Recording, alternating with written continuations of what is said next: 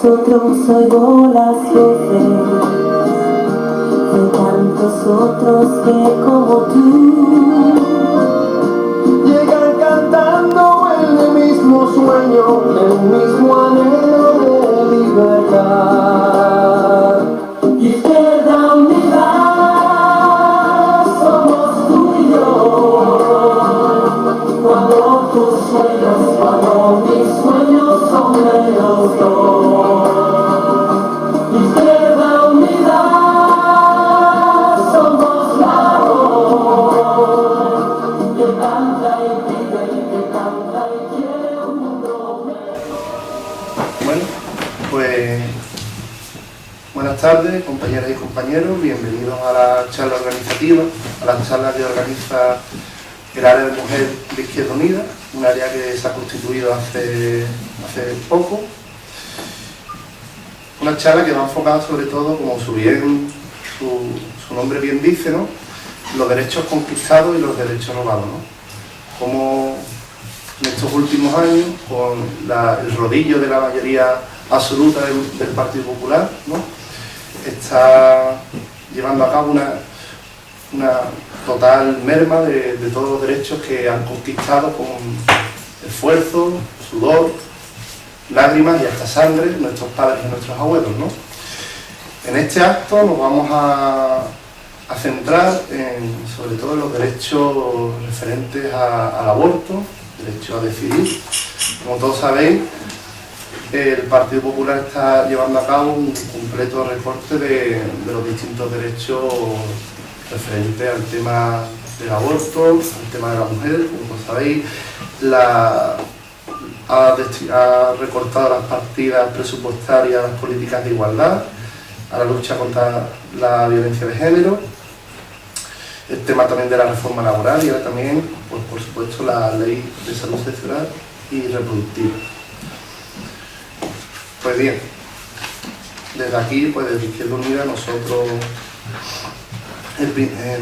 estamos totalmente en contra de esta ley de la reforma del aborto y como a través de esta serie de actos pues pretendemos concienciar un poco a la ciudadanía pues de los derechos que estamos poco a poco pues, perdiendo día a día. Planteamos también una serie de movilizaciones, desde aquí también recordaros una gran movilización que está encuadrada en torno al 28 de febrero, el Día de Andalucía, en los que habrá también, aparte de un bloque estudiantil, un bloque también dedicado al tema de la mujer, ¿no?, defendiendo los derechos pues, que se están perdiendo. Yo no me voy a enrollar más y voy a pasar a la presentación de las dos compañeras que van a intervenir en el acto. La primera compañera que va a intervenirse es Andrea Luque Martín, comunicadora social de temas en derechos sexuales y reproductivos y licenciada en periodismo. Y la otra compañera que va a intervenir es Charo Luque, que es la permanente del área federal de la mujer de Izquierda Unida. Y poco más, empezamos ya con Andrea. Hola, buenas tardes a todas y a todos. Gracias por la invitación a Izquierda Unida y felicidades por recién inaugurar el área de la mujer, que es fundamental y necesario. Así que felicitaciones en ese sentido. Y bueno, a mí me gustaría partir compartiendo un poco desde dónde me sitúo para dar esta charla. Y es que, como bien explicaba, trabajo en temas de comunicación social relacionados con los derechos sexuales y derechos reproductivos. Pero mi trabajo o toda mi experiencia profesional está ubicada en Centroamérica, en concreto la mayoría en Nicaragua. Nicaragua es un país que tiene absolutamente penalizado el aborto en todas sus formas, el aborto terapéutico, que es el que nos están implantando actualmente en el Estado, o nos quieren implantar, y así pues cualquier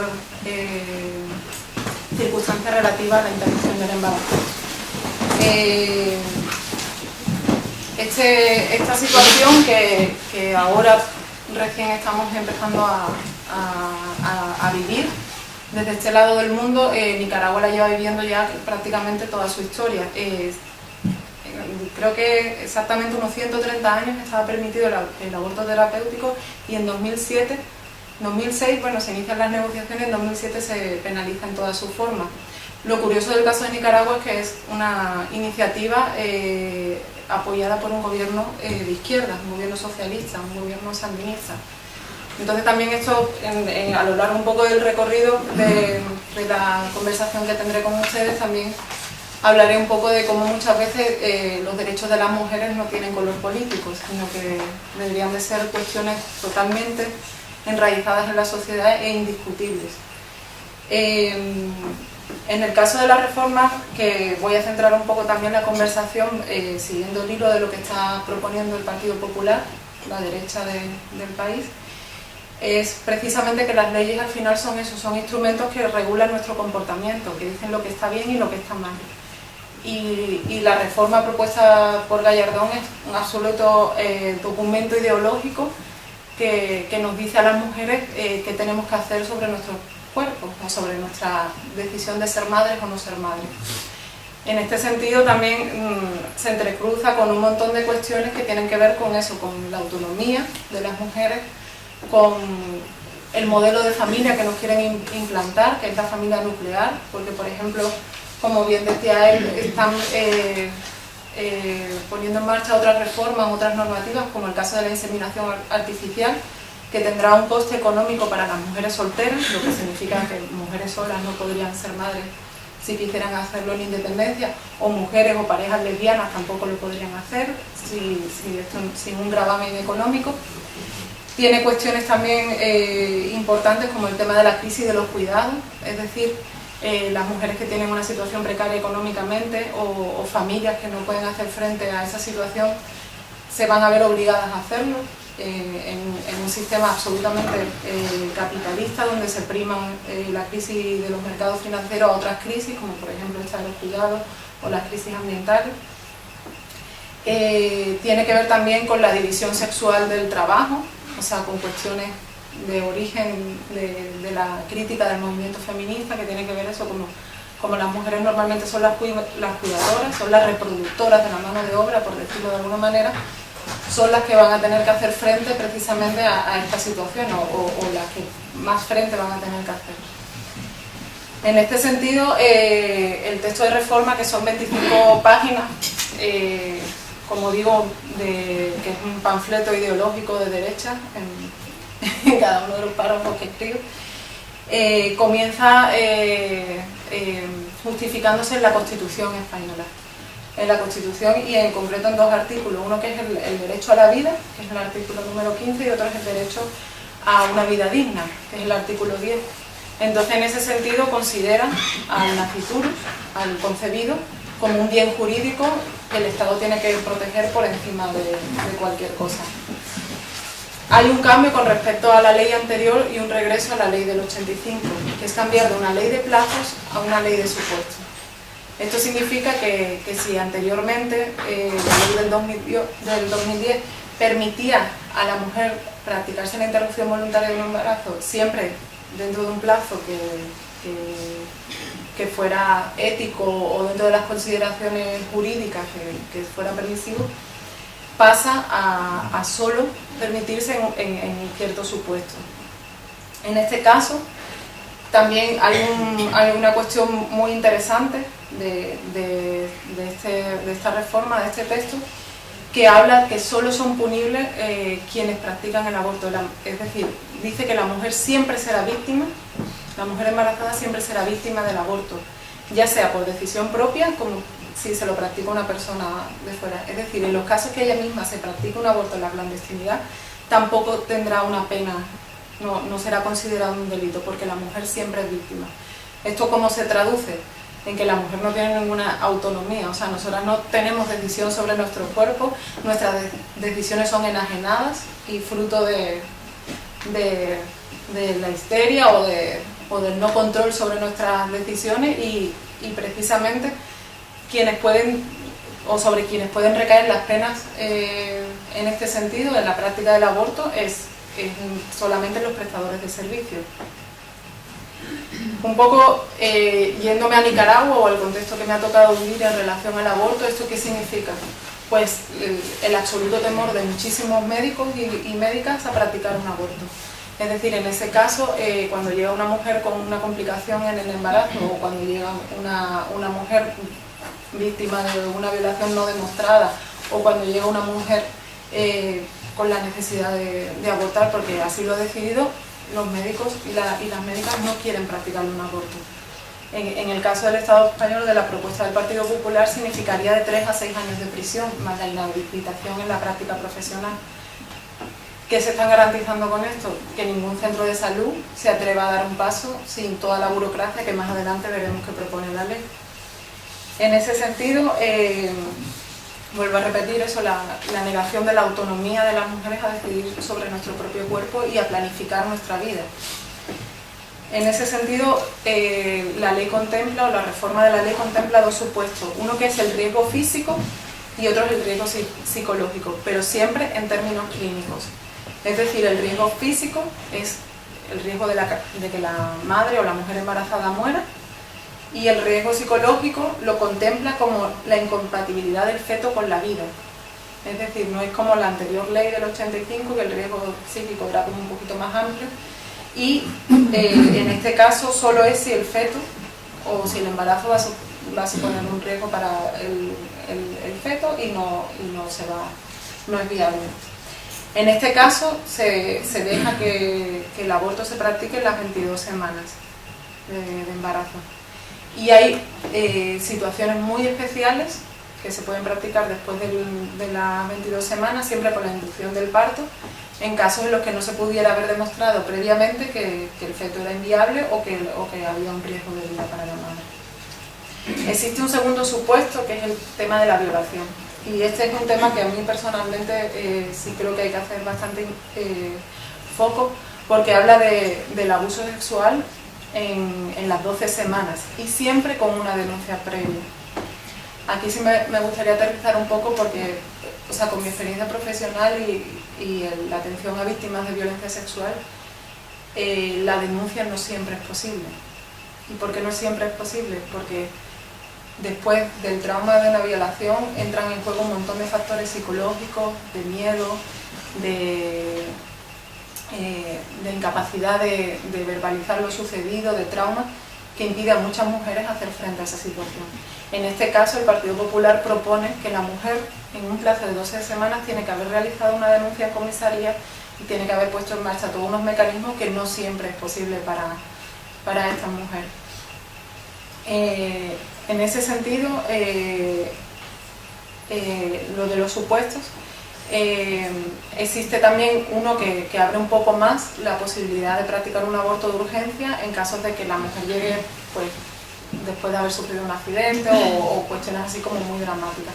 Ahí sí no necesita tanta permisividad.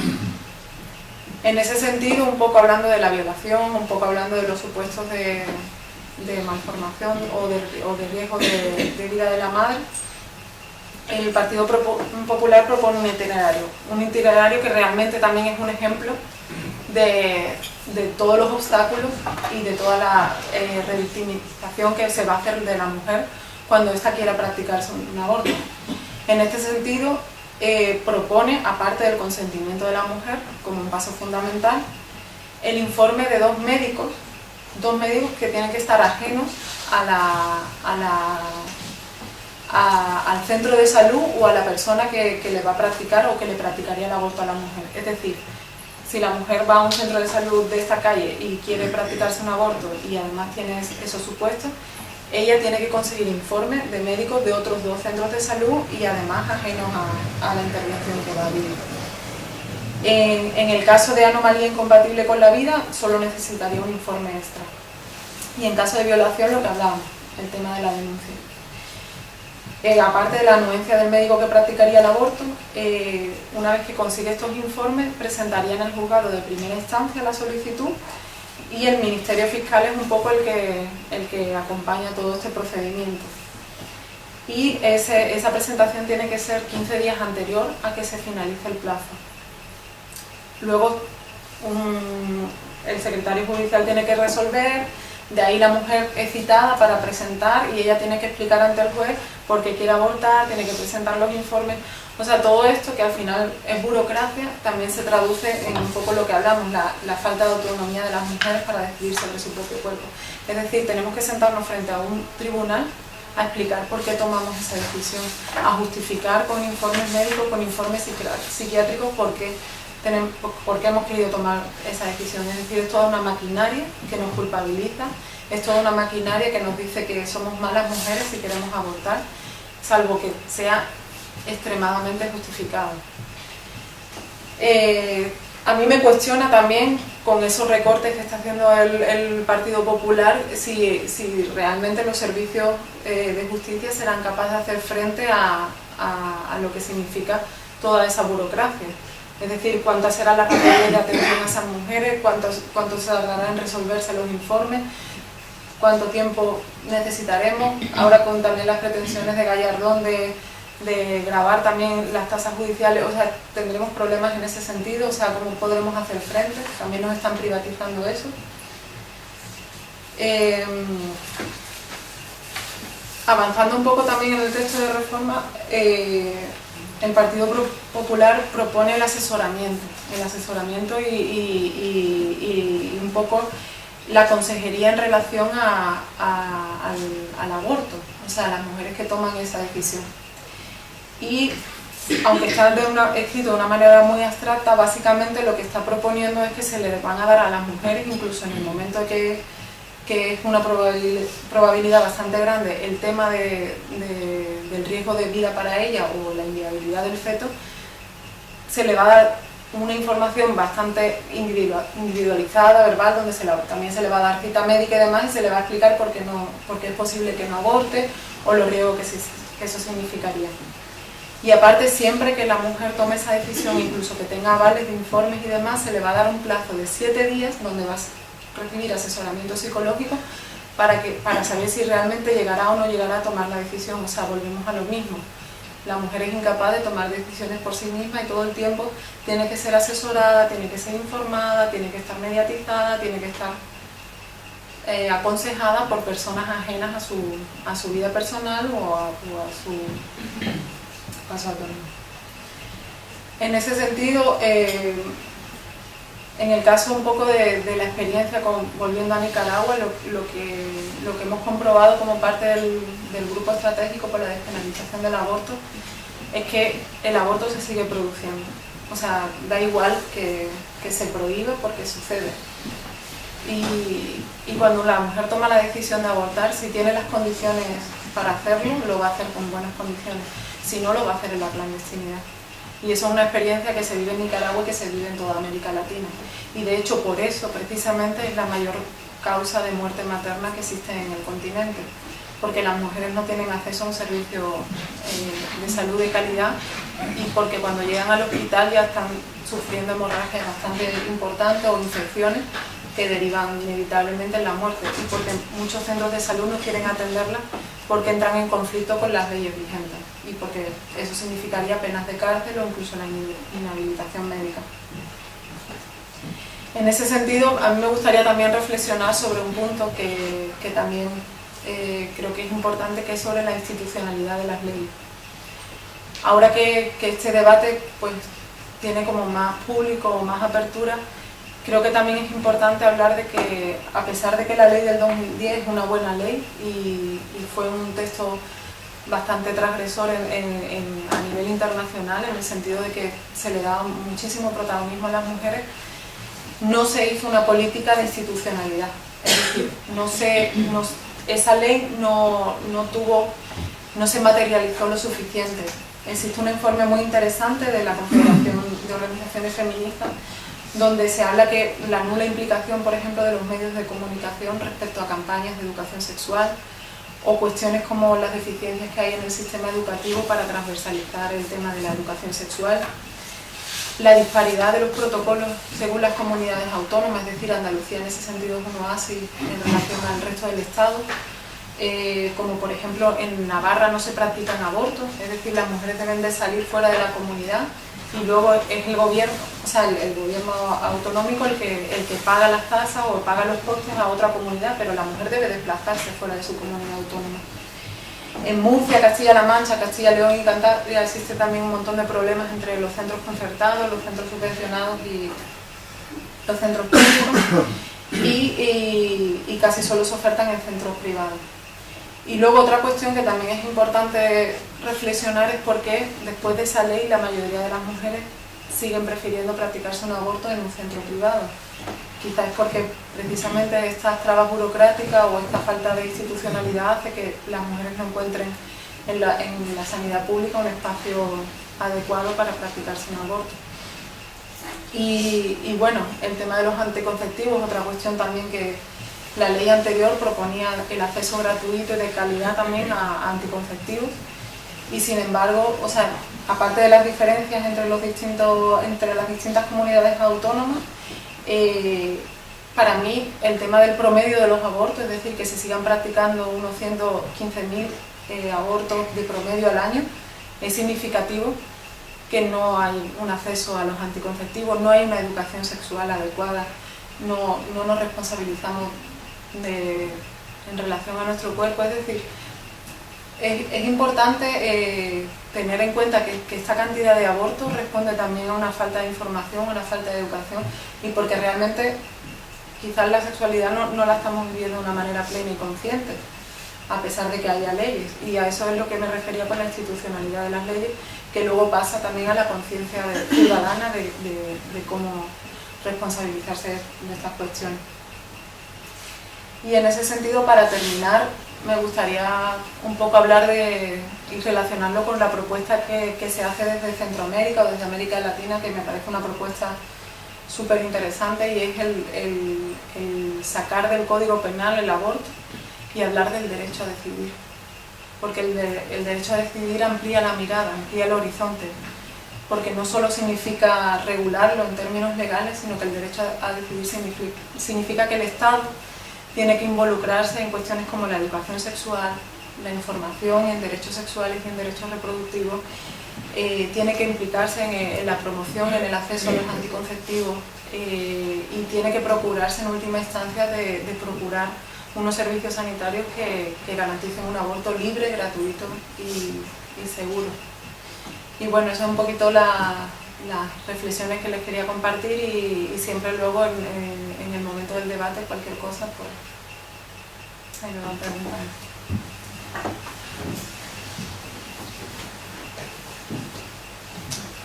Ahora pasamos con la compañera Charo Luque, permanente del Área Federal de la Mujer de Izquierda Unida. Hola, hola, buenas tardes. Yo creo que como hablo un poco alto, casi voy a retirarme un poco esto para no me retiro yo.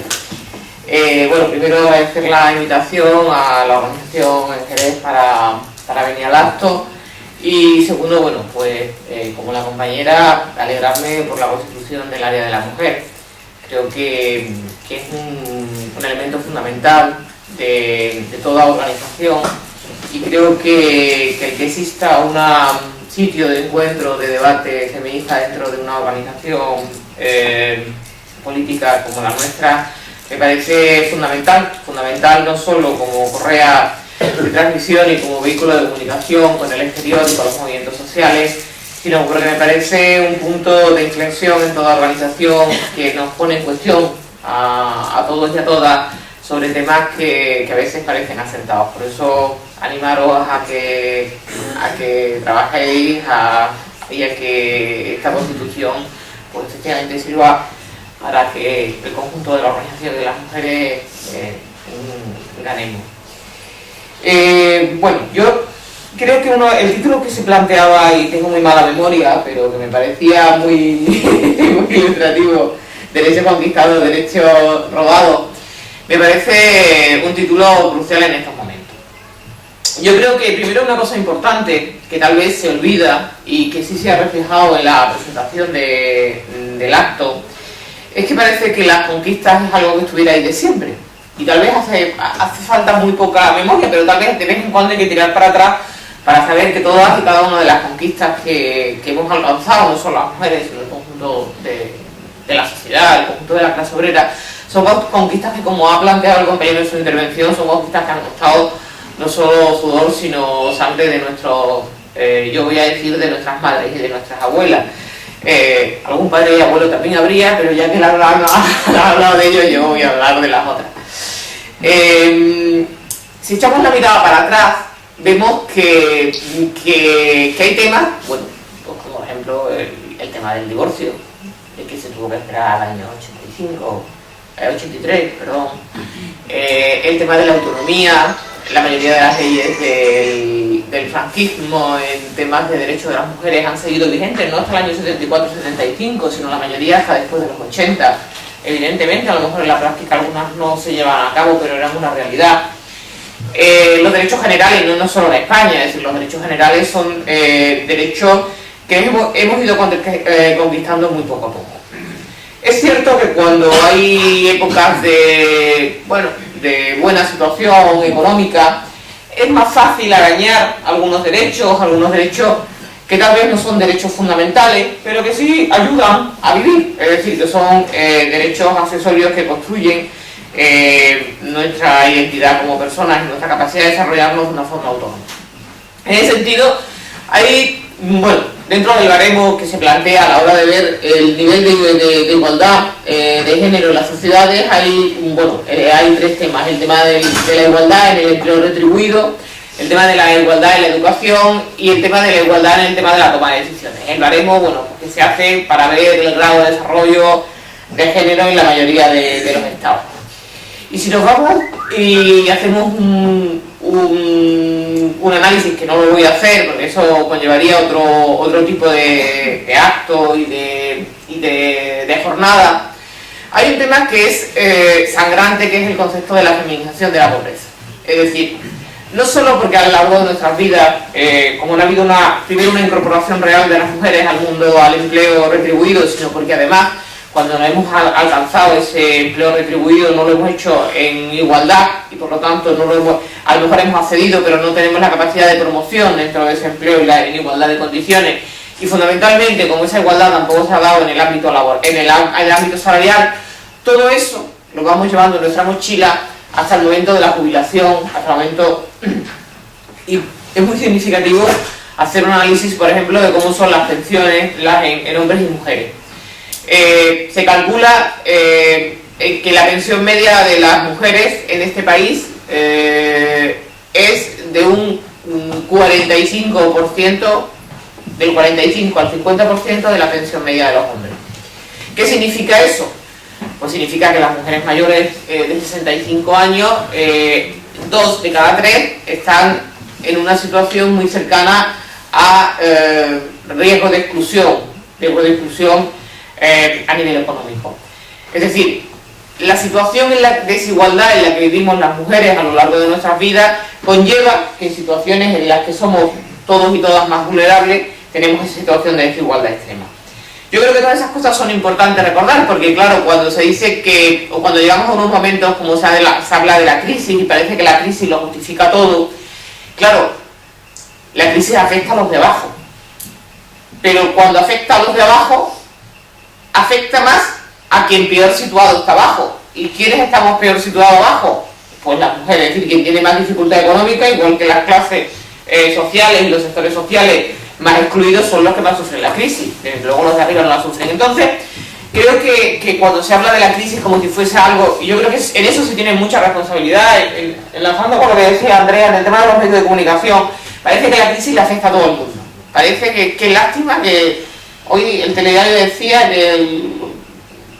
¿cómo se llama? El director, el presidente de Bankia, el año pasado solo había podido ganar el límite que le ponía por el Estado, que eran 500.000, que eran $500.000 euros, y que había renunciado a las aportaciones que podían ser móviles, que no eran fijas. Y yo, no sé, me he puesto muy triste a la idea, digo, que pobrecito, solo $500.000, porque se lo... Es decir, los medios de comunicación, tal como dan la noticia, parece que todos sufríamos la crisis, que los yuppies no tienen los mismos problemas que los pobres y que las mujeres pues tenemos los mismos problemas que el conjunto de la sociedad. Y eso no es así. Y es decir, ese discurso ya lo sabemos y no hace falta que os lo cuente a los que estáis, a las que estáis aquí, porque sabemos cómo nos afecta y ese es el discurso que estamos dando todos los días. Pero lo que sí quiero es que nos reflejemos en que, igual que ese discurso sirve para la sociedad, también sirve para las mujeres. Las mujeres partimos en desigualdad y significa que no solo en situación de crisis económica tendríamos que avanzar hacia adelante, es decir, cuanto más crisis, más tendríamos que invertir en servicios públicos y más tendríamos que invertir en intentar parar la desigualdad, sino lo que ha significado en todo el Estado, pero también en Andalucía, que se ha justamente en servicios públicos, y cuando se recorta en educación, cuando se recorta en sanidad y cuando se recorta en esos sectores, significa que las más perjudicadas también somos las mujeres evidentemente las mujeres de un nivel económico y un nivel social determinado. Entonces me parece que ese es un discurso que hay que repetir, porque los avances se hacen muy poquito a poco, y en el tema de las mujeres parece que los avances que conquistamos siempre los pueden tumbar al día siguiente. No parece como en otros sectores que cuando tú consigues un avance es algo inamovible. Bueno, también creíamos que los de las 40 horas inamovibles y algunos aún lo ponen en cuestión en estos momentos, pero sí en términos generales. Yo en ese sentido, y para no perderme, porque sí me quiero centrar en el tema del aborto, yo decir que a nivel social si está habiendo alguna cosa importante en estos momentos, yo creo que es que el discurso que desde la izquierda más tradicional, por llamarlo de alguna manera, la que estamos organizadas en partidos políticos ha dado, cada vez más tiene un respaldo de la calle y se manifiesta de forma diversa. A veces se manifiesta como a nosotros nos gusta o como a nosotras nos gusta, y otras veces pues no, son a lo mejor movimientos que coinciden mucho con nosotros y en otros sectores no. Pero yo creo que es importante, por ejemplo, en el ámbito del feminismo, ver cómo mujeres jóvenes que hacía años parece que no se incorporaban a la lucha, parece que la igualdad era algo conseguido, cómo vemos que, bueno, en torno al movimiento 15M, hay muchos colectivos de mujeres jóvenes, y no solo en esos sectores, sino mujeres jóvenes que hoy por hoy se acercan a las organizaciones de mujeres, al feminismo, a las áreas de la mujer también de Izquierda Unida, reivindicando que quieren incorporarse. Es decir, esa cosa que parecía que no estaba en cuestión, que era que los derechos de las mujeres, pues como era una cosa como de otra época, ¿no? De la gente que ya éramos más mayor. Yo creo que se ha visto la necesidad de que los derechos no solo cuando se conquistan son definitivos, sino que los derechos tenemos que seguir consolidándolos día a día, ¿no? En ese sentido. Yo, en el tema de la defensa de los derechos reproductivos de las mujeres, del derecho a decidir de las mujeres, yo creo que siempre ha habido...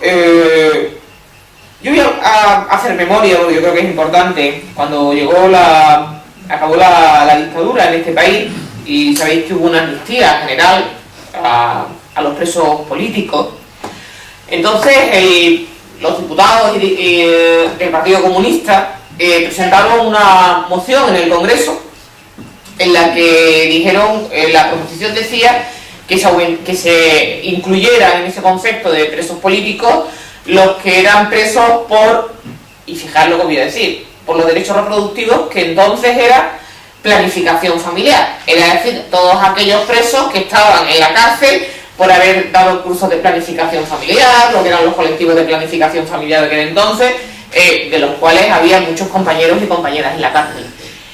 Y si bien hubo consenso en el Congreso para dar una amnistía a los presos políticos, con los votos de Alianza Popular y de alguno más, no solo de Alianza Popular, consiguieron tumbar la propuesta del Partido Comunista aquel entonces, y los presos y las presas por derechos reproductivos, que en definitiva eran en defensa de la planificación y la difusión de la planificación familiar, siguieron en la cárcel y no se pudieron acoger, ni se les dio una amnistía aún llegada a la democracia.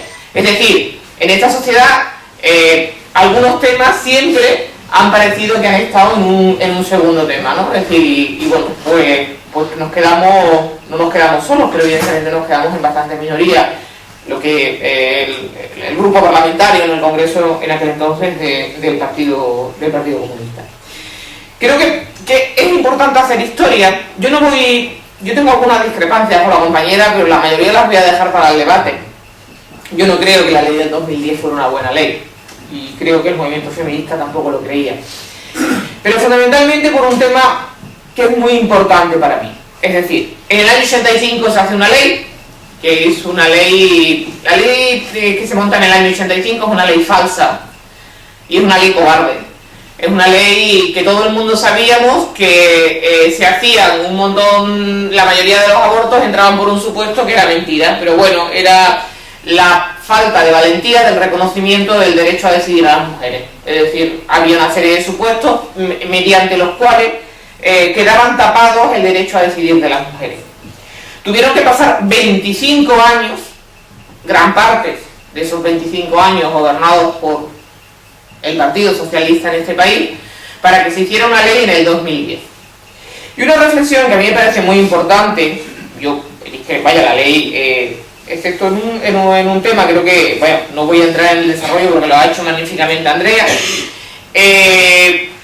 la ley que hoy plantea el Partido Popular, la plantea porque el Partido Socialista modificó la ley en el 2010, cuando ya estaba saliendo del gobierno. Si en vez de en el 2010 esa ley llevase, como la ley de matrimonios homosexuales, 10 años, el Partido Popular no se hubiera atrevido jamás a modificar la ley de aborto, como Aznar no se atrevió a modificar la ley de aborto anterior.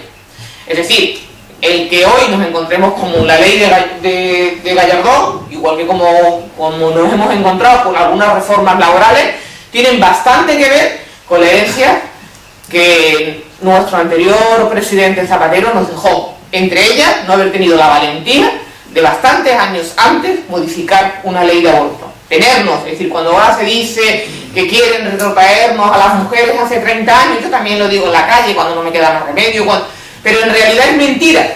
Nos quieren retrotraer casi al año 2010, con algunos matices, seguramente se los vamos a ganar, pero nos quieren retrotraer al año 2010. Con lo cual lo que hay que decir es que efectivamente el problema fundamental es que no hemos conseguido a las mujeres que se nos reconozca un tema que también lo ha planteado Andrea y con el cual coincido absolutamente, que es el derecho a decidir sobre nuestros cuerpos, es decir, la autonomía de las mujeres. Una parte y una forma de someter a las mujeres es ese concepto que se tiene de que si no tenemos control sobre nuestros cuerpos, si no tenemos control sobre nuestras vidas, es más fácil nuclearnos en el tipo de modelo de familia, en un modelo de sociedad que sea el que ellos están planteando. ¿Y por qué lo planteo así? Cuando se habla en el informe que se hizo por parte de las organizaciones de mujeres, hay una plataforma de organizaciones de mujeres que se llama Mujeres ante el Congreso, en la que desde el área de la mujer de Izquierda Unida suscribimos, y es la que desde Izquierda Unida se suscribía como organización, como manifiesto a la ley del gobierno Zapatero. Se planteaban bastante de los temas que hoy por hoy se están planteando desde esta mesa y que Andrea, por ejemplo, plantea como críticas a la ley del Partido Popular. ¿Qué diferencia? Sí, antes el periodo de reflexión era de 3 días y ahora es de 7. Pero en el fondo es el mismo. Las mujeres somos menores de edad y tenemos que reflexionar porque somos reflexivas y tomamos las decisiones sin pensarlo. La diferencia es que el Partido Popular nos cree más tonta y tenemos más tiempo de reflexión. Pasamos de 3 días a 7. Pero el periodo de reflexión existía en la ley de 2010. El documento informativo existía, era obligatorio. Que ahora seguramente tenga otros condicionantes, pero antes se te obligaba a leer y a que te dijeran todos los recursos para también a ver si te desconvencían o si cambiabas de opinión. El matiz, evidentemente, es que no nos podemos engañar.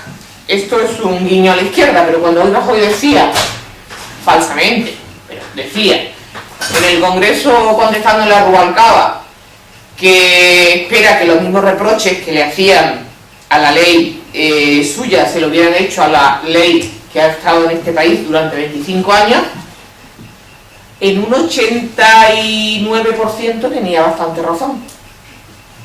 En un 89% tenía bastante razón. Porque cuando se plantea, por ejemplo, en que la ley de 2013 tiene que haber 2 especialistas distintos, en la de 2010 también. La diferencia es que sean uno de los mismos centros, pero en la ley de 2010, en la malformación del feto, tendría hasta las 22 semanas, pero el dictamen de 2 especialistas diferentes al que practica el aborto.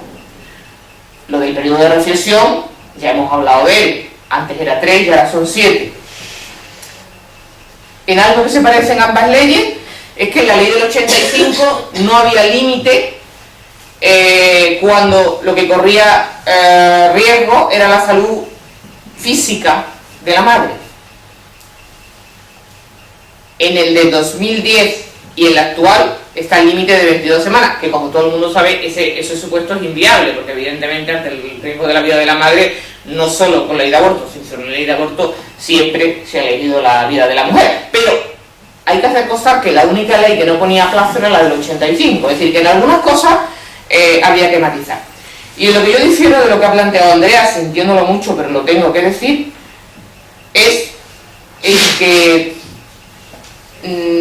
yo sé que el que se despenalice el aborto a las mujeres es una trampa, pero que claro, si me despenalizan el aborto mío, pero penalizan al del médico o al de la médica que me lo está realizando, evidentemente impiden mi derecho a decidir. Ahora, que yo voy a criticar porque se nos pone a las mujeres como víctimas, yo antes de criticar eso voy a criticar al gobierno de Zapatero, que siguió penalizando en el Código Penal en el 85 y en el 2010 a las mujeres. Eso sí que me parece insultante, mucho más a que ahora se despenalice. Que lo que se despenalice es un guiño, que es un guiño, pues sí, lo siento, pero yo, evidentemente, una reivindicación histórica del movimiento de mujeres, y que era la que encabezaba el manifiesto de las organizaciones de mujeres ante la ley del 2010, es que no había ninguna justificación para que la ley, el aborto, siguiera en el Código Penal. Por lo tanto, el que se despenalice, aunque sea solo a las mujeres, no puede ser, o sea, todo objeto de crítica, porque creo que tendría que haber sido mucho más criticado que las mujeres siguiéramos como penalizadas en el Código Penal anterior. ¿Qué significa todo esto? Pues lo que significa es que las mujeres no nos van bien las cosas, pero no nos han ido bien las cosas ni con el gobierno del Partido Popular ni con gobiernos anteriores. Que nos va menos mal con gobiernos de algunos tintes de izquierda, cierto, pero es una realidad también de que el problema fundamental que hoy nos encontramos las mujeres es con la falta de autonomía o con la falta de respeto a nuestras decisiones. Por eso a mí me parece importante, y lo que de las movilizaciones que ha habido en los últimos tiempos, ha habido 2 movilizaciones en Madrid. Yo estuve en la última, en la que organizaron el movimiento feminista de Madrid, después de la anterior, que fue la del famoso tren. ¿Y cuál fue lo fundamental? Pues lo fundamental es que por primera vez las organizaciones de mujeres, el conjunto de la sociedad, y fundamentalmente muchos hombres y mujeres jóvenes, estaban incorporándose en la calle, viendo que el derecho de las mujeres, en este caso a decidir, era un derecho fundamental y que era motivo suficiente para salir a la calle. ¿Por qué? Porque muchas veces las mujeres nos encontramos que, si bien nosotras participamos en todas las reivindicaciones, en las reivindicaciones, como yo muchas veces digo, de los otros, ¿no? Porque yo creo que cada vez más el activismo social está plagado de la participación de mujeres, y yo creo que la mayoría de las organizaciones, de las ONG, de las organizaciones de cooperantes y otras organizaciones hay una alta participación. No siempre las reivindicaciones de las mujeres son seguidas con la misma. Por eso yo creo que lo que ha conseguido la ley del Partido Popular ha sido que efectivamente mucha gente salga a la calle. Mucha gente salga a la calle. Y yo no me quiero alargar porque yo creo que el debate es importante. Y salga a la calle y ya no se lo ponga en cuestión, evidentemente, que la reforma restrictiva porque una cosa que nos diferencia la Izquierda Unida de otras organizaciones políticas es que algunos trabajan para que no se mueva su ley, la del 2010. Nosotros trabajamos y nosotras trabajamos para el derecho a decidir de las mujeres, o lo que decimos en el cartel que ha salido hace poco, es decir, pues el lema histórico del movimiento feminista, es decir, aborto libre y gratuito, que significa aborto libre en la sanidad pública y fuera del Código Penal. Y digo la sanidad pública porque las mujeres queremos que sea en la sanidad pública, no a costa de la sanidad pública. Porque también en Andalucía se hace más del 95% de los abortos fuera de la sanidad pública, en centros concertados, en cualquier parte de la sanidad, pero en el tema del aborto es mucho más sangrante. Ese problema se lo quieren quitar de en medio para no entrar en colisión con el problema de la objeción de conciencia de los médicos. Entonces es más fácil concertarlo con clínicas privadas que asumirlo dentro de la sanidad pública. Es cierto, y ahí, bueno, no solo coincido, sino que es lamentable la situación de mujeres en algunas, y la asimetría de algunas comunidades autónomas, como ha dicho Andrea en el tema, bueno, de Murcia, de Navarra. Ahora ha salido de una clínica, el otro día las compañeras de Navarra nos lo comentaban, hay una clínica, y bueno, la clínica se concentran todos los días frente a la clínica, con la permisibilidad de todas las instituciones, un grupo que se llama Salvadoras, no me acuerdo, pero con el de Salvadoras no podéis imaginar, y todos los viernes rezan el rosario, y hace 15 días se incorporó el obispo acompañar al grupo de Salvadora frente a la única clínica que han conseguido que en Navarra se abra sobre la situación. Es decir, la presión y las agresiones, y eso no le parece insultante al gobierno, eso no le parece que es una cuestión de bullying, de crash, eso no le parece que las mujeres que vayan a ejercer su derecho a la interrupción voluntaria del embarazo sean acosadas por un grupo de salvadoras con el obispo de Rosario a la cabeza, ¿no? Esa es la situación, desgraciadamente, que las mujeres tenemos que sufrir en este país. Pero yo creo que, y lo digo decir, en ese sentido, yo creo que tenemos que ajustar el tema a... Es decir, yo no voy a salir a la calle en defensa de la ley de 2010, no.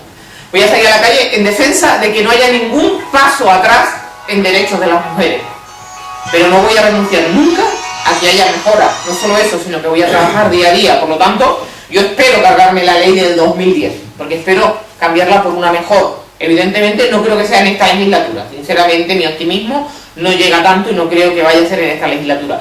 Pero evidentemente lo que nos diferencia algunos y algunas es que yo no voy a trabajar para que no se modifique la ley de 2010. Yo voy a trabajar para que se modifique de una forma de avance, de una forma hacia adelante y ni un paso atrás en los derechos conquistados.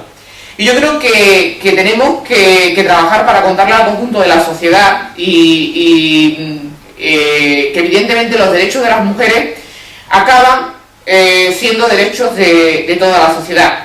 Pero cuando se nos limita a las mujeres el derecho a decidir, lo que se está limitando es a la sociedad, se la están concertando en un modelo de familia, en un modelo de estructura social, patriarcal. Es decir, lo que se pretende mediante el control del cuerpo y de la decisión de las mujeres es controlar el tipo de sociedad, el tipo de familia y el tipo de estructura de sociedad que queremos.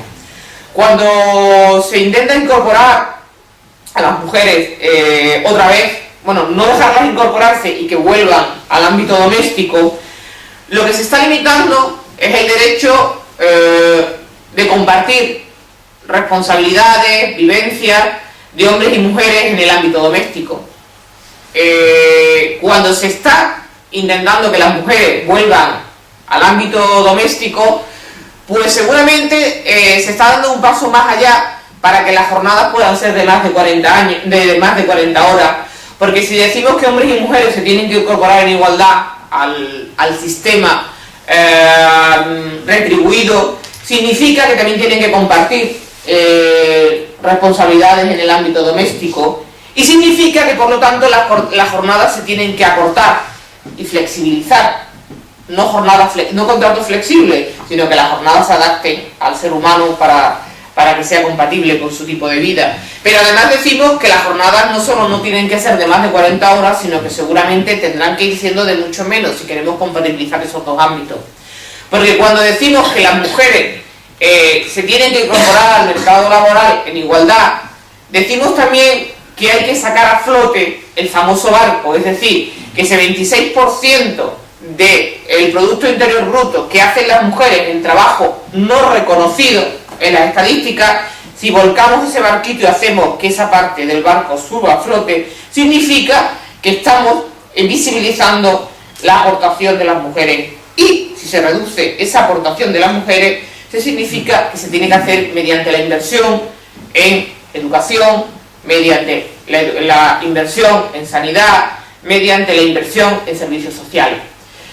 Por eso, cuando se plantean medidas que a veces parecen conflictivas, cuando se plantean tanto desde el movimiento feminista como desde Izquierda Unida, por ejemplo, que no se permitan todas aquellas medidas que parecen incentivar la vuelta al hogar de las mujeres, a veces planteamos cuestiones que son controvertidas. Por ejemplo, en el tema de la ley de dependencia, pues tanto el movimiento feminista como desde esta organización se ha defendido la supresión del artículo 18, es decir, la supresión de los cuidadores familiares. ¿Por qué?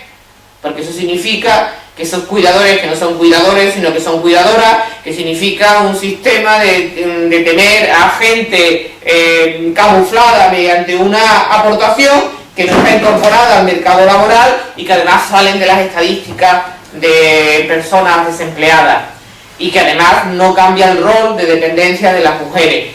Porque cuando decimos que hay que acabar con la tributación conjunta del IRPF, no es porque queramos que la gente pague más, lo que queremos es que no sea más rentable que las mujeres se queden en la casa a que las mujeres estén en el ámbito reproductivo, en el ámbito productivo, el que se llama ámbito productivo. En ese sentido, todas esas propuestas, por ejemplo, no solo han sido asumidas por Izquierda Unida, sino se plantean, y yo os recomiendo leer lo que es el manifiesto de feministas ante la crisis, que han sido firmadas por muchas organizaciones y muchas entidades. ¿Por qué? Porque cuando decimos que las mujeres tienen que ganar en derechos, no estamos diciendo, y ahí sí se han demostrado los derechos históricos de las mujeres, cuando las mujeres ganamos en derechos, ganan en derechos toda la sociedad. Una sociedad en la que las mujeres son más libres y son iguales, es una sociedad sin duda más libre y más igual en su totalidad, porque los derechos no se conquistan solo para una parte. Cuando tú a una sociedad le inculcas ese concepto de igualdad, de equidad y de respeto, no se la puedes inculcar para uno sí o para una sí y para otro no. Se lo calculas como forma y como valor de comportarte y como valor social. Por eso, desde Izquierda Unida defendemos que uno de los pilares fundamentales, junto al rojo, en esta organización es el violeta, porque creemos realmente que sin una transformación feminista de la sociedad es imposible realmente a un cambio de la sociedad. Entendemos que la estructura capitalista no es posible desbancarlo hoy por hoy sin acabar también con la estructura patriarcal, y por eso unimos siempre el discurso violeta dentro de nuestra organización, y por eso no vamos a dar ni un paso atrás en la defensa de los derechos reproductivos y en la defensa de del derecho a decidir a las mujeres, ¿no? Y ya dejo lo demás para el debate, porque si no me extiendo y me habían dicho que fuera cortita. Perdonad. Vamos a empezar el debate y vamos a pedir los turnos de palabras y ordenadamente pues le vais preguntando a las ponentes pues vuestra... Mira qué listo, ¿eh? ¿No? A mí... Angu. Yo es que quería hacer una aclaración antes que nada, y es decir que el área de igualdad de Izquierda Unida, que no se acaba de constituir ahora, sino que lleva muchos años de andadura, simplemente ha estado durante un tiempo inactiva, unos meses nada más, y ahora pues hemos retomado el trabajo en las áreas con más fuerza incluso, pero que lleva mucho tiempo ya, que no se acaba de constituir. Está reactivado.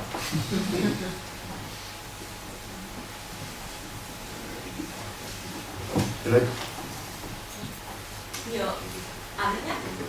Sí. Yo escucho un poquito mal, os agradecería que usarais micrófono o tuvierais una voz como la mía, pero es que Ahí está el micrófono. escucho muy mal. micrófono de voz, que salió. Yo simplemente quería comentar una cosa más de la ley, sobre todo por lo que dicen los profesionales de la psiquiatría y de la psicología, que en principio he leído algún que otro manifiesto de los psiquiatras que no se caracterizan por ser precisamente progresistas, ¿no?, que dicen que se oponen completamente hasta a la reforma de la ley del aborto porque les hace tomar decisiones médicas o resoluciones que son en contra de lo que ahí está pasando. O sea, que tienen que decir que una mujer tiene algún tipo de trastorno y demás para que pueda ejercer su derecho a abortar cuando realmente no tiene ningún tipo de padecimiento, sino simplemente está tomando una decisión libre, consciente y consecuentemente con lo que de vida que tenga. Por otro lado, quiero hacer referencia a algo que me da la sensación de que Gallardón dice con bastante frecuencia en el Congreso cuando empieza sus discursos, y es algo que dirá: con esta ley pretendemos proteger a las mujeres de esa violencia estructural que se ejerce sobre ellas. A mí eso me hace mucha gracia, porque nos protege de esa violencia estructural quitándonos nuestro derecho a decidir sobre nuestra forma de llevar nuestra vida, cuando la violencia estructural está dando una definición absolutamente, o una idea absolutamente de lo que es. La violencia estructural es otra cosa, no es a eso a lo que él piensa que nos está defendiendo, ¿no? Y yo creo que eso es importante que nos quede claro, que esta violencia estructural qué consecuencias tiene y que no nos guíe y nos confunda en ese sentido. Y lo último que quería decir es que, bueno, y eso ya lo apuntaba Andrea, ¿no?, el hecho de que la reforma es profundamente ideológica y bueno, cómo nos quiere imponer a toda la sociedad unos principios o una forma de ver la vida que en absoluto tienen que hacerlo, ¿no?, que está muy bien, si dentro de unas congregaciones además quieren actuar de esa forma, pero el resto que nos dejen hacer lo que queramos, ¿no?, que no se extienda todo cuando estamos en un estado laico, profesional y demás, con lo cual, bueno, pues que también quería hacer mención a eso. Y por último, creo que vosotras ya habéis apuntado a esa idea, pero es el hecho de que parece que si nunca nos lo hemos terminado de quitar encima, pero como que las mujeres adquirimos más valor en el momento en el que somos madres. Y si no somos madres, pues como que tenemos algo pendiente o menos valor o algo. Hay mujeres que tienen que ser madres y bueno, valen igual que aquella que es madre, vaya que no. Y me da la sensación de que también algo de eso se respira en esa reforma. Y ya está.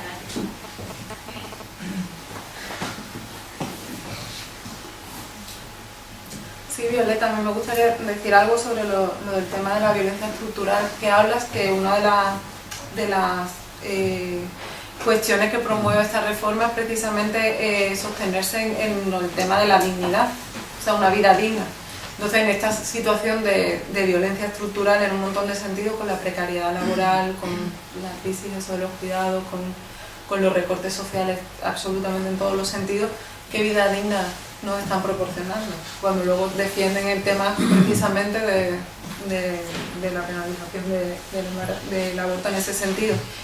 Y luego la otra cuestión que tocas con el tema de la influencia de la Iglesia en toda esta situación, o lo que hablaba Charo, eso de los grupos pro vida en las clínicas o en los distintos espacios, el tema de la objeción de conciencia, que también me parece como súper importante hoy en esta reforma, cómo se regula todo eso, cómo se le da a los médicos la posibilidad absoluta de decidir por cuestiones morales o incluso religiosas y eso, el tema de la atención a las mujeres. Entonces son cuestiones que, como dices, para mí también son bastante ideológicas en toda la práctica de comunicación.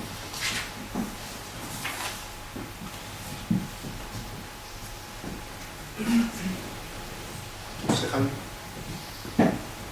Yo creo que tanto el título que se ha propuesto para el debate, ¿no? Y creo que es bastante acertado y hay dos cuestiones que me gustaría compartir y reflexionar, ¿no? Porque a mí me parece que ponen los puntos sobre las i en este tema. Uno, como decía, que tiene que ver con el título, es que a la hora de posicionarse y en el debate sobre este tema, yo creo que es importante, ¿no?, en ese argumentario decir que lo que se pretende es precisamente el derecho a decidir y no una defensa en sí del aborto, ¿no? Porque Andrea lo comentaba antes, es decir, el aborto partimos de que es una situación no deseada por nadie, con lo cual una vez que se produce tiene que haber una defensa del derecho a decidir, pero tiene que haber también una política orientada a que esas situaciones no se produzcan y que nos lleve a que el número de abortos, en este caso, no tiene por qué ser el que se da en estos momentos, ¿no? Y eso se da con esa información, con esa educación que al final se olvida siempre del debate, ¿no?, que es una exigencia que se tiene que dar en las políticas que estamos reivindicando. Uno es por esa parte que digo que me parece un acierto y que se ponga, porque después se utiliza que como si fuese una apología, ¿no?, de que estamos haciendo una defensa de que no le damos valor a esta vida que se pierde cuando no nace un hijo o una hija, ¿no? Y otro punto que me parece importante que ha salido en la exposición vuestra es el tema también de que al final, después de todo esto, lo que se persigue es esto, un modelo de familia determinado y que ni siquiera es toda la derecha la que lo defiende, sino que es el lobby de presión de la Iglesia Católica la que está poniendo la presión en este tema y que se ve en el tema del aborto, pero hay otros temas que están más tapados, no se ve de la misma manera, como por ejemplo, bueno, el derecho también, digo, me refiero a la pérdida de derechos de personas en el tema de la homosexualidad, ¿no?, lesbiana, etcétera, etcétera, y otra que es en el tema de la custodia, la obligatoriedad de la custodia compartida, que también por la puerta de atrás intenta que al final, como siempre hay un tema económico detrás, ¿no?, que al final las mujeres se queden, como tú decías, ¿no?, se relega un papel que es el de ama de casa y que siga teniendo una dependencia económica. Al final me refiero que todo esto lo que persigue es ese modelo de familia y de sociedad que es la que han querido siempre, y por lo tanto yo creo que estos dos puntos me han parecido bastante importantes de la exposición que habéis hecho, ¿no?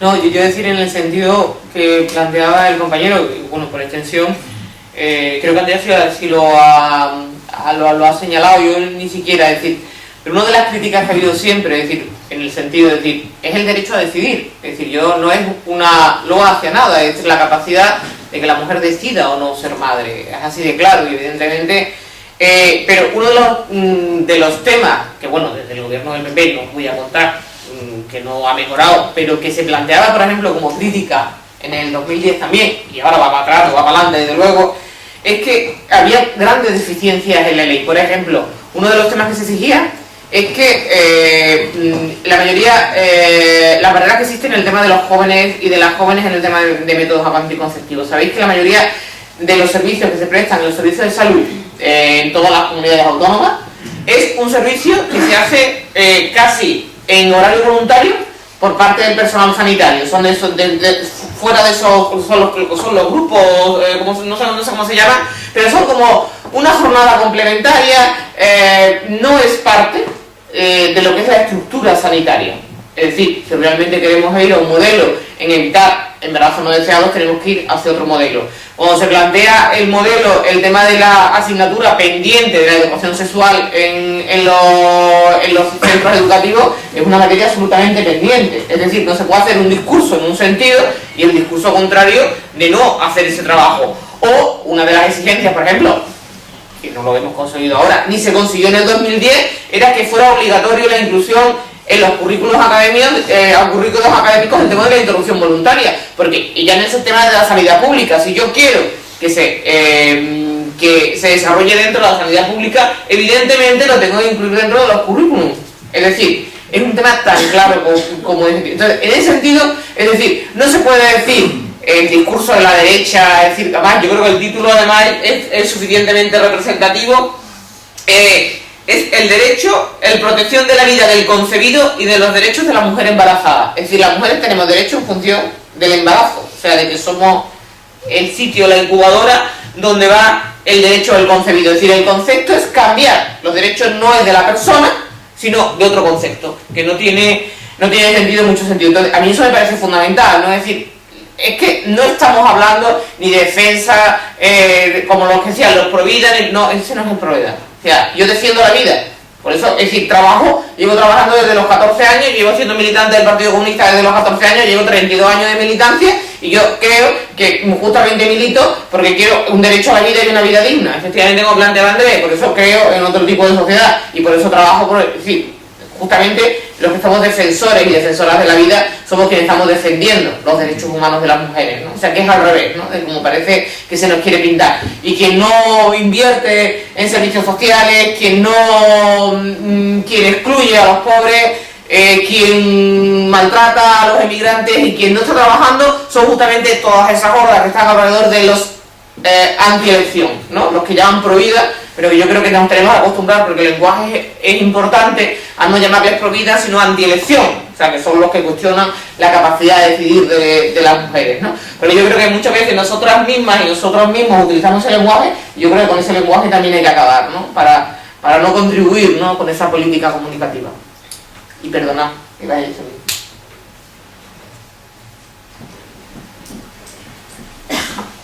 El aborto en sí, como decía aquí el compañero, no es deseado por la mujer, porque además creo que es un pecado propio de la propia mujer en sí. Si concibe, no creo que esté siempre por la labor, o sea, voy a abortar porque quiero hacer daño a lo que tengo pendiente. Yo creo que eso en sí, el instinto maternal que yo entiendo que tiene la mujer más que posiblemente el hombre, lo lleva a uno a pensar que más sabe la mujer que el hombre, en el que las leyes las hemos siempre dictado casi desde la parte del hombre, haciéndosela hacia la mujer, al sometimiento ese de la mujer. Por lo tanto, yo creo que cuando la decisión esa que la mujer decidiera, sería para sí incluso un descargo propio que lo sentiría enormemente el abortar. Sabemos, por lo menos los que hemos hablado, los que nos hemos preocupado de este asunto, que en sí desde los tiempos de la historia nunca ha habido el problema del aborto, sino a partir del cristianismo, cuando el cristianismo empieza, y no voy a distinguir católicos o no católicos, sino cristianos en general, es cuando se plantea realmente el tema del aborto. Ya de por sí decía tanto Aristóteles como Platón, en aquella época en el que recomendaba el aborto para que no hubiera no hubiera aglomeración de población. Por lo tanto, el problema del aborto se plantea desde el cristianismo y es lo que nos lleva. Con esto que quiero al final decir, que es el tema educacional principalmente, pues veo yo, desde donde parte todo este embrollo en el que estamos ahora mismo en la actualidad, y desde hace ya mucho tiempo, el tema educacional es el que nos lleva, porque las lenguas se han ido cambiando con respecto, hemos ido poniendo otro tipo de gente que nos han ido dirigiendo, que hemos entrado en conflicto y al final ha habido siempre un ganador para llevar su lengua a hablarla. Pues yo creo que el tema donde tendríamos que hacer más hincapié en el tema educacional, en este sentido, para que la sociedad por fin admitiera que la mujer es la que debería en sí decidir qué es lo que debe de hacer en estos supuestos de embarazo, que yo creo que no son deseados por ella, pero que hay momentos determinados que por las circunstancias que sean están obligadas a tomar esta decisión. Y no seríamos nadie capaces o no tendríamos por qué nadie achacarle ni reprocharle a la mujer ese tipo de decisión, puesto que yo creo que debe de partir esa decisión, que creo que es responsable cuando la toma, para que ella decida. Ese es mi criterio, que se basa principalmente en el tema de educación. El tema de Nicaragua, no diría amigos y eso. En Nicaragua la mitad del país no está, no hay Estado siquiera. Son las religiones, los miskitos y compañía, y los católicos, los que realmente llevan adelante todo este sistema. Pero realmente en la zona de Bufli en concreto,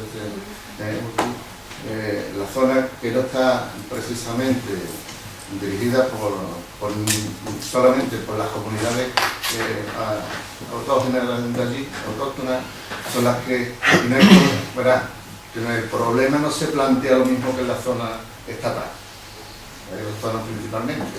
La que si está por allí sabe que realmente sí, la región autónoma son en concreto, y ese problema que se plantea a nivel de latinoamericano, y eso no se plantea el tema del aborto como estamos aquí hablando de este tema. Sí. Bueno, el caso de las regiones autónomas, que quizás no está muy contextualizado en esto, sí tiene un abandono absoluto, pero también en la zona del país con más incidencia de muerte materna y de abuso sexual. Entonces, lo que pasa es que el aborto no se practica en servicios de salud porque no existen.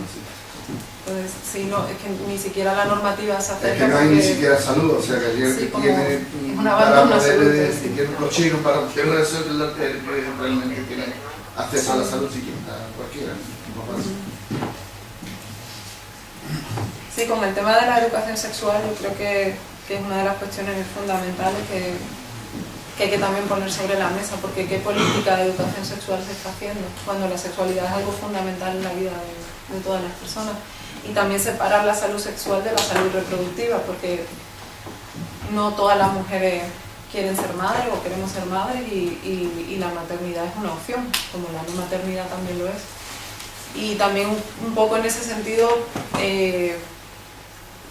creo que los sentimientos, las emociones que vive una mujer cuando decide interrumpir el embarazo, tampoco creo que sean un argumentario para el tema de la defensa del derecho a decidir. ¿En qué sentido? O sea, que las circunstancias personales de cada una son muy específicas, y para algunas mujeres supondrá una decisión problemática, y para otras no. O sea, no, creo que son cuestiones que estaría bueno como alejarlas también un poco de toda la valoración en relación al aborto. Luego eso, lo del tema de los anticonceptivos y en las políticas de salud sexual también que se establecen desde los distintos gobiernos del mundo, que yo en ese sentido también no es que haya defendido la ley del 2010, sino creo que fue en ese momento, en relación a las leyes de otros estados, fue diferente, fue una ley que marcó un punto de inflexión, y que evidentemente creo que no existe ningún estado que hasta el momento haya hecho una política feminista o de salud sexual adecuada en ningún rincón del mundo que conozca. Ojalá suceda algún día y pronto, pero en ese sentido creo que, por ejemplo, es importante cuestiones como, por ejemplo, algo tan común como el preservativo masculino. No existe el parangón, existe el preservativo para la mujer, pero por ejemplo aquí una caja de preservativo de condones de hombre vale, creo que son 12 condones, 12 euros, una cosa así, y el de mujer, 3 condones valen 10 euros. O sea, ni siquiera nosotras podemos, por ejemplo, decidir cómo cuidarnos o tomar prácticas seguras, o sea, por cuenta propia, y siempre tenemos como que estar, o por ejemplo el tema de las relaciones entre mujeres, protegernos, o sea, como existen métodos también, porque no solo hablar del embarazo, sino hablar también de la salud sexual en términos de ITS, o en términos de VIH, o en términos de SIDA. O sea, creo que son cuestiones que también es súper importante en este contexto en este momento, que sí es verdad que yo siento que en la calle, por ejemplo, la cuestión feminista ha tenido como muchísimas más respuestas que en otros momentos de años anteriores. Que por ejemplo en el 15M, cuando en Feminismo Sol se puso una pancarta, la revolución será feminista o no será, el resto de la gente que había en la plaza, mucha gente quiso romper esa pancarta.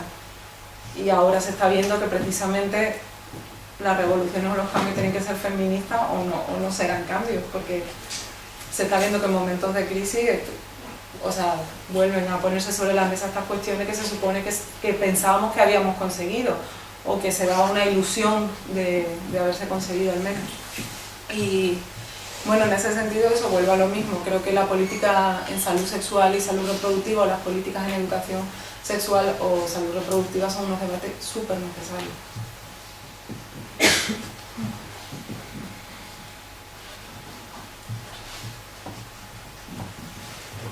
Mientras que alguien habla, vamos de entretenedora. Y absolutamente de acuerdo con Andrea. Hay un tema que no hemos tocado, pero yo siento que las justificaciones no valen. Yo creo que uno de los temas en los que somos más parcos es en elevar los derechos de las mujeres a derechos fundamentales. Y que dentro de las relaciones diplomáticas de los Estados, y dentro de las relaciones diplomáticas también de las relaciones internacionales de las fuerzas políticas, creo que tenemos que ser absolutamente coherentes. Y creo que un Estado no se puede reunir, o debemos reivindicar los ciudadanos y ciudadanas, que un Estado no se reúna con el dictador de otro Estado, y que una fuerza política pues no se reúna con organizaciones que no sean afines.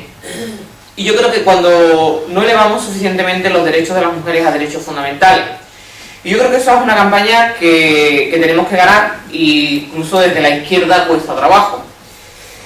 No hay ninguna justificación para que en un país que supuestamente tiene un gobierno de izquierda, como por ejemplo es el tema de Nicaragua, se atente contra los derechos de las mujeres. Yo cuando en el foro social de Nairobi entró el representante de Nicaragua, pues al menos el 20% de la sala nos salimos además abucheando, porque no es posible que nadie vaya a ser de izquierda y conculque el derecho de las mujeres. Yo cuando el Partido Comunista tuvo el error de invitar a un representante hace 2 o 3 conferencias, a un representante del Partido Comunista nicaragüense, muchas mujeres de la Secretaría de la Mujer del PC, fuimos allí y dijimos que ese señor no era digno de estar en ese foro, porque estaba representando a un país que estaba contra los derechos de las mujeres. Y yo creo que tenemos que ser coherentes. No me vale que seas muy de izquierda en otras cosas y no lo seas en esto. No me vale. Yo no lo voy a aceptar. No sé, no está un poco embarazada o muy embarazada, se está embarazada o no se está embarazada. Y eres de izquierda o no lo eres. No puedes ser de izquierda para unas cosas y para otras no. Eso no es ser de izquierda. Por lo tanto, a mí me parece algo fundamental, no se puede aceptar. Y yo era una de las enamoradas de Nicaragua. Yo justamente fue uno de los países que abanderó cuando la revolución sandinista, por ejemplo, en el tema de violencia de género, una cosa que luego ha seguido por los países, que era el tema, además me gusta el término extrañamiento, que era el concepto de que cuando había violencia contra las mujeres, la solución que se buscaba, aparte de si había pena de cárcel o de la que había, era que se hacía el concepto de extrañamiento, que se obligaba al agresor de salir de la población o de la ciudad en que vivía la mujer que había sido víctima de su violencia. Eso fue un concepto revolucionario en aquel entonces. Estamos hablando de la revolución pues, hace muchos años, no sé. Estamos hablando de hace muchos años. Es decir, eran elementos que significaba que dignificaban, que tenían un respeto, pero de eso hace muchos años. Muchos años. Igual que hemos puesto ejemplos, podemos poner otros muchos de la supuesta izquierda. La supuesta izquierda nos podemos remitir a lo que ha dicho la compañera en el tema del Sol. En el tema del Sol hubo agresiones a compañeras de las que estaban agapadas. Hubo agresiones por parte de otros compañeros. A mí me pone en cuestión la radicalidad y lo de izquierda. Y cuando todas estas revoluciones, de las que yo tengo mi opinión, pero no es cuestión de hoy, la primavera árabe, la forma no es que se prohibiera a las mujeres estar en las acampadas, simplemente que utilizaron la táctica de la violación a las mujeres que estaban en las acampadas, las violaban a unas cuantas y así el resto decidían que su sitio no era estar en esa plaza, sino que esa revolución también era masculina. Cuando yo empezaba diciendo que los derechos de las mujeres todavía estamos muy atrasados, significa que es muy complicado ser coherente en este tema, pero si no se es coherente no se es de izquierda.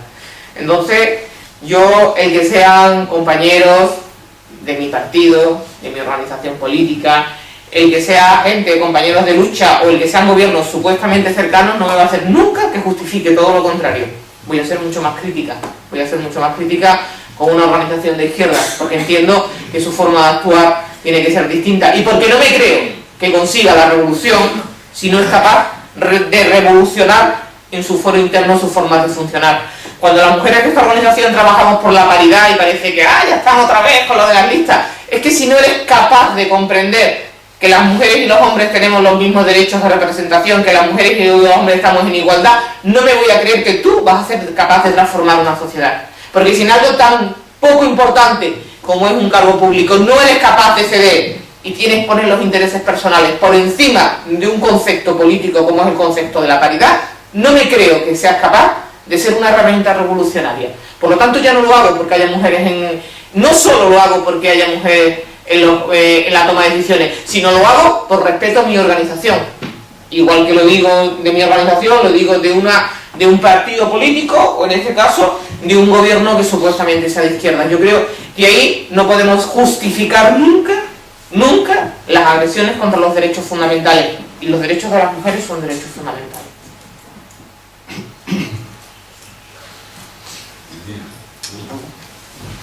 Yo quería hacer una aclaración con respecto a lo que ha dicho Charo sobre la ley del 2010, que yo tampoco la defiendo para nada, pero yo creo que sí, yo sí he sentido la contrarreforma de Gallardón como un retroceso, porque al menos yo entiendo que el hecho de que en el aspecto jurídico les diera más seguridad tanto a mujeres como a profesionales, que hubiera lo de la píldora del día después, que la podían conseguir sin receta, que las menores de edad no tuvieran que pedir permiso a sus padres para poder abortar, o yo creo que había temas que yo creo que sí fue un avance en ese sentido, insuficiente por supuesto, porque yo no creo que las mujeres lo que queramos es quedarnos una ley de plazos, pero sí reconozco que era mejor que una ley de supuestos, y yo lo que creo es que las mujeres también fuimos críticas con esa ley y queremos más.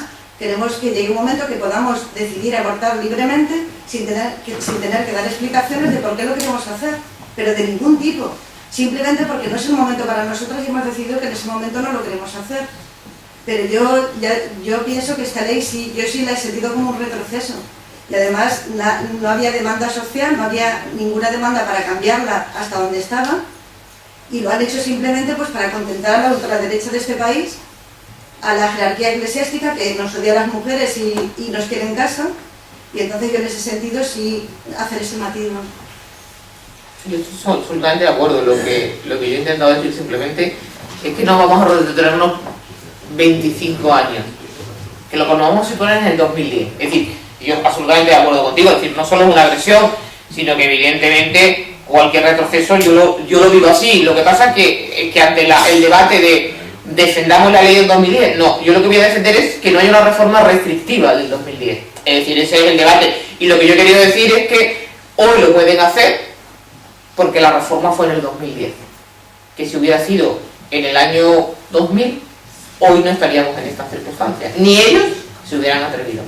Eso, pero vaya, por supuesto, absolutamente. Además, yo creo que igual que ha salido lo mejor de nosotras, como decíamos, hay muchas organizaciones y tal, también es cierto que ha salido lo peor de ellos y vemos cada vez con más fuerza y más engreídos a todos los grupos antielección, a todas las hordas, digamos, de este país de ultraderecha, los vemos más engreídos y con más poder, porque se cree que efectivamente anchas Castilla y que lo van a conseguir todo, igual que es positivo el que haya movimientos de mujeres y que haya movimientos que cada vez están más con nosotros, también es muy peligroso, no solo en este tema, sino otros muchos, con el tema de la represión. Bueno, en Sevilla, por ejemplo, hay ya 2 compañeras detenidas por las pintadas en el tema aborto y por las concentraciones frente al PP, y ha habido detenciones. Es un retroceso en derechos, en libertades públicas, es decir, y eso hace que la derecha y la ultraderecha se sientan más importantes. Yo creo que eso es un fenómeno que a lo mejor es más importante que el cambio legislativo, que lo es mucho, ¿eh? Es decir, yo lo que digo es que esa cultura de fomentar los valores de ultraderecha es muy problemático, y además yo creo que es un tema que nos tenemos que plantear absolutamente con seriedad, ¿eh? ¿Alguna palabra más?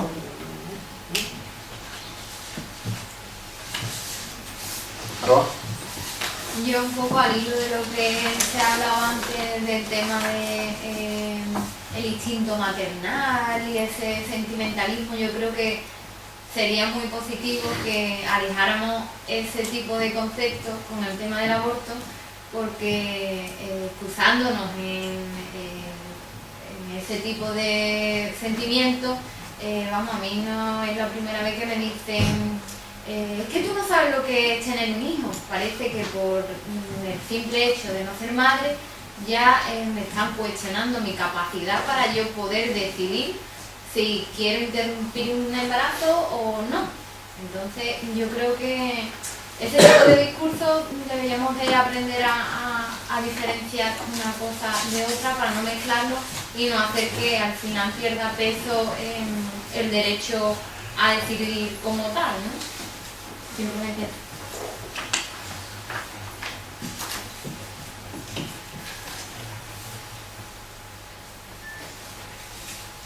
Es por quizás me siento aludido por esta señora, pero lejos de lo que está diciendo ha sido mi propósito. El propósito mío es que la mujer que se sienta, por lo que ha dicho Andrea, hay mujeres que no optan por no ser madres y hay que ser y tiene que ser respetada como la que se siente como la que se siente madre. Y esa mujer que se siente madre por un momento determinado en cualquier circunstancia queda embarazada y tiene que tomar una decisión de abortar por una circunstancia especial, y tiene que tener la capacidad ella y no otro de decidir. A ese concepto al que yo me refiero, que esa mujer en concreto pues sentirá enormemente realmente de abortar, pero no tiene la necesidad peremptoria de hacerlo. A eso es lo que yo me refiero, no al otro del discurso de acogerme a un sentimentalismo, a un, ¿sabe? Lo quiero aclarar para que no haya ningún tipo de duda en ese aspecto. Sí, yo creo que plantear efectivamente, yo creo que lo que se ha planteado, vale, yo he entendido que no sé en el sentido que me parece importante, ¿cómo se dice la Aruba. Yo creo que lo que defiende es el derecho, es decir, yo creo que hay que quitar la mística siempre de todos los derechos de las mujeres, es como siempre hemos defendido en un lema histórico del movimiento feminista, el derecho a ser mala. Es decir, yo soy como quiera y tengo derecho a vivir, sea buena o sea mala, y tengo derecho a decidir. Yo creo que ese es el tema, ¿no? Es decir, lo que yo entiendo del compañero que planteaba es que evidentemente luego lo que ha planteado Andrea y lo planteo yo, es decir, lo que hay que hacer son todas el tema para la prevención, para que la prevención de embarazos no deseados. Por eso las políticas tienen que ser concurrentes. La mejor política para reducir el número de interrupciones voluntarias del embarazo es justamente lo contrario de lo que hace la derecha, que es hacer una política de prevención, de educación sexual, todo lo contrario, porque cualquier tipo de intervención quirúrgica, te quiten una uña, es una agresión al cuerpo. Yo por lo menos no me gustan los quirófanos ni para que me quiten media uña, con lo cual evidentemente cualquier tipo de intervención es una agresión, eso está claro. Pero que el problema no es ese, el problema es que el concepto del derecho y de la autonomía de las mujeres es el que es, y por eso no hay que entrar ni en ninguna justificación, ¿no? Yo decido en el momento y en mi vida, en el momento que quiera, sobre lo que yo quiero, es decir, es el derecho. Y una frase que yo creo que sí se ha repetido es decir, lo que no nos pueden obligar a las mujeres es a ser madres. Eso es a lo que no nos pueden obligar. Y esa es la ley. que se está planteando. Y esa es la ley que se ha planteado en otros momentos. La obligación a las mujeres sobre que seamos madres contra nuestra voluntad. Y no hemos entrado en el tema de las menores. Pero claro, a mí me hace mucha gracia que se diga que una joven de 17 años no tiene capacidad para decidir por sí sola si quiere ser madre, pero sí lo tiene para que le impongan serlo. Que eso sí que es un muerto para toda la vida, ¿eh? Es decir, el que a ti te obliguen, es decir, o sea, tú no tienes capacidad para decidir no tener un embarazo, que con mucho no tiene consecuencias, porque luego cuando decidas otra cosa podrás tener otro, pero sí tienes capacidad para ser madre. O sea, es un concepto de la poca responsabilidad que para ellos, por lo visto, es ser padre y madre, ¿no? Es decir, que eso es otro concepto, pero eso es el debate eterno de la derecha y el debate moral de este país, ¿no? Es decir, que los argumentos sirven justamente para lo contrario de lo que parece que la lógica humana le llevaría a ser, ¿no? Manolo, ¿cómo es? Yo, el análisis que hago normalmente de estas situaciones es muy simple, yo soy muy simple. Y ahí dice el derecho a decidir. Si yo no permito como persona que nadie decida por mí, no tengo que tener autoridad para que nadie decida lo que yo quiero que hagan. Entonces yo creo que la cuestión es más simple. Lo que sí que es verdad que todo esto viene dado por el carácter que tiene quien nos lo quiere imponer. Yo, como ustedes sabéis, la mayoría trabajo para una ONG de proyectos para desarrollo. Entonces me parece hipócrita que nos estén criticando ciertos tipos de actitud, que las mujeres puedan decidir si quieren abortar o no, y en cambio estén permitiendo, no liberando ese 0,07% que estamos pidiendo, y están permitiendo que 44.000 niños diariamente estén muriendo en el tercer mundo. Es decir, es pura hipocresía la que nos están lanzando, y entonces yo creo que ahí es donde tenemos que ir mentalizando a los ciudadanos a que sepan que cada uno, desde su perspectiva, tiene derecho a decidir lo que quiera, sea hombre, mujer, lesbiana, gay o lo que quiera. Cada uno, una vez que tenga mayoría de edad y uso de razón, tiene la capacidad de decidir qué camino quiere tomar. Entonces, yo creo que esto es más simple, que aquí lo único que pasa, que es verdad que hay una minoría que nos quiere imponer un sistema al resto. ¿Cómo? Yo creo que la única salida sería el que fuéramos educando a nuevos seres humanos con la capacidad de decidir, tomando el camino que tiene que tomar. Yo creo que es muy simple, o por lo menos yo lo veo así de simple.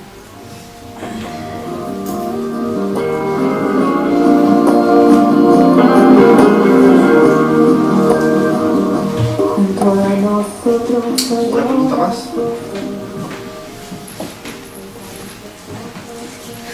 No, ¿usted quiere decir algo más? Pues finalizamos, ¿verdad? Muchas gracias por la